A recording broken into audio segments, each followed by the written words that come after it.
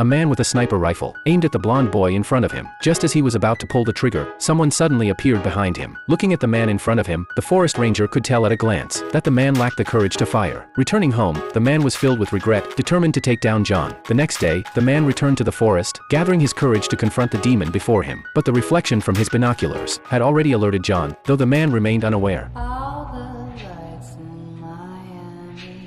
That monstrous gaze instilled deep fear in the man's heart, forcing him to lower his gun. Looking at his trembling hands, the man could only search for another opportunity. As he left the forest, images of John flashed repeatedly in his mind. The fear within him made him vomit uncontrollably. It was at that moment he saw the injured forest ranger. Driven by his instincts as a doctor, the man treated the ranger's wounds. Then, the forest ranger suddenly began to tell him a story. Once, there was a farmer who grew up in the forest. He was so kind that whenever he reached out his hand, birds would land on it. But because of the war, the farmer became a soldier. One day, he received a mission. A criminal had fled into the forest, and his superiors ordered him to find and eliminate the target. But when he saw the criminal, he realized the target was just an ordinary person. There was no criminal at all. Yet, bound by his orders, the farmer ultimately chose to pull the trigger. Since then, the farmer has spent 60 years in the forest, atoning for the mistake he made that day. But even so, birds never again landed on his hand. Just then, a bird calmly landed on the man's shoulder. The forest ranger was stunned. もう大丈夫だよ。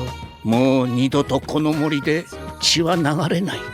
そうだろう。The forest ranger seemed to be speaking to the bird, or perhaps to the man. How could someone who has lived in the forest for 60 years get injured here? He simply wanted to save his younger self.